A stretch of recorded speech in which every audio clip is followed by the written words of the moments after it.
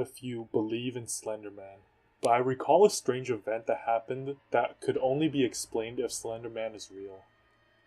I was 11 or 12 when I decided to venture out on my own and do a little urban exploration. Long story short, I ended up in a forest. It was stupid, and I don't want to say what I did that made me go to the forest. Anyways, I started walking around in said forest. Luckily, it was during the middle of the day, so it wasn't frightening for me. Since I had so much time to spare, I decided to go further into the forest. I kept walking straight because I didn't want to get lost in the forest and forget my way back, so I walked as straight as I could, recognizing distinct trees or tree stumps. I still remember passing by a giant tree stump from my left, an old long and narrow log that extended to another tree. A giant rock that seemed to hit a tree because it was slanted to its side. These were my landmarks to get home. I remember passing by a swamp when I felt like I was being watched. That feeling that lingers onto your back and constantly tells you to look back only to realize that there's no one behind you. That instinct you have in your gut. That gut feeling. I felt like I was feeling watched because I was in new territory, a place where I've never been before.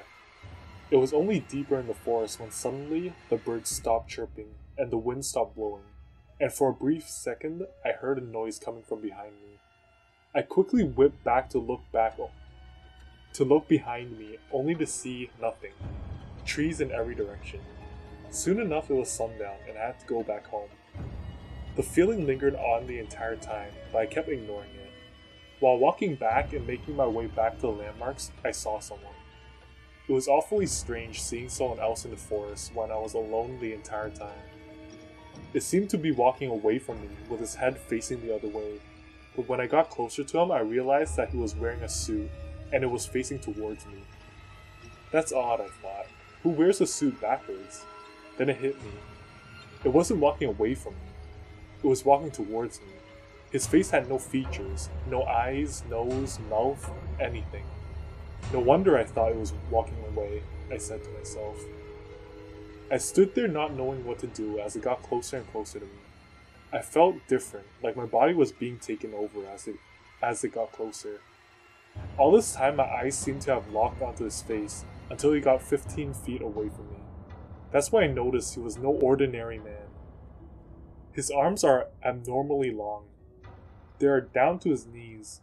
I would like to say I started running and got home safely, but that wasn't the case. I've told this story 100 times to the people at this psych ward. No one believes a thing I tell them, because they think I'm crazy. I wasn't the only one who killed my friend.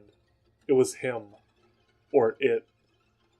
I had no recollection of that happening. But all I remember is that I was in court for the murder of my close friends, and my lawyer's defense for me was insanity.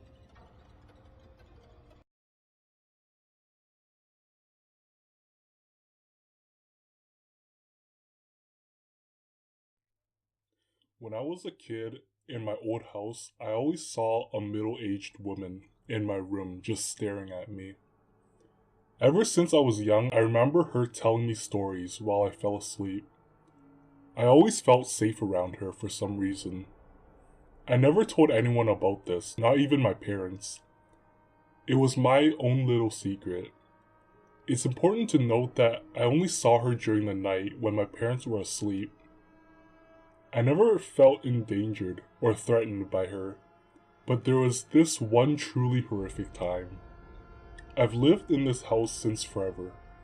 In fact, I don't even remember moving, so I would always proudly state I was born and raised in my house. I was 16 at the time, and like any other teenager, I would party like crazy. One night, I came home really late, like 4 a.m. late. My friend had dropped me off at my house after I woke up from a blackout. I don't recall much from that night, but it's not important to the story. Anyways, my friend who owns a car drove me all the way back home because the city's transit system was down. He was going to head home anyways and decided instead of having someone pay for a taxi, since Uber wasn't invented yet, that he would just drive me home. And if you're wondering, he was a friend of my close friend. I get home still in a daze and thank him constantly. He told me not to worry about it and just to get home safely without alerting my parents. He was older than me by 2 years, so he knew how much of a pain parents are. He drove away and I slowly creeped in my house. I had told my parents that I'd get home really late that night anyways, but I didn't want to wake them up and let them know how late I was. I climbed up the stairs slowly, trying not to make any sound or noise, when suddenly something heavy dropped in my room. Startled, I took advantage of the noise and ran as fast as I could to my room. The floorboards squeaked non-stop.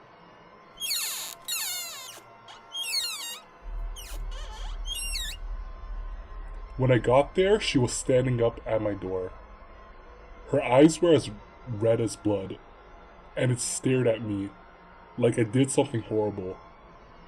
I felt goosebumps everywhere on my body, and a strange dark feeling fell over me.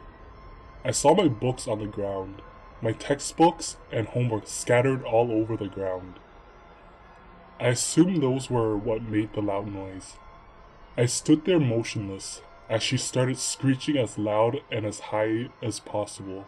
My eyes could not comprehend what was going on, and my legs felt grounded to the floor. I literally pissed myself. Tears started sliding down my face as I started crying. Suddenly, to my surprise, it all stopped. I woke up the next day unsure of what really happened after I freaked out the other night. I finally decided to tell my parents about the woman in my room after all these years. I wasn't sure what they would say, but I didn't want to hold it in anymore. My dad was getting ready to leave work when I walked down the stairs and told him to wait. I told him about her and described how she looked. His face went pale and told me to ask my mom about the truth. He was running late for work, so I let him go and went into my parents' room, where my mom laid in bed trying to sleep. I told her, "Dad wants you to tell me the truth." The truth was I am adopted. My father was a no-good alcoholic and abandoned my family. My mom, on the other hand, worked day and night and died shortly after my birth. Apparently, they never married. After hearing that my mom was pregnant, my biological father left me. My biological parents were close to my adoptive parents. In fact, my biological mother handed me to my adoptive parents just weeks before my birth. When I described how the spirit looked to my dad, he knew it was my biological mother. My best guess to why she was so upset was because my dad was a no-good father who was always drunk and came home late.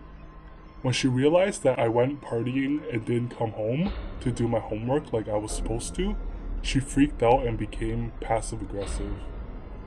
I guess she was just being my mother.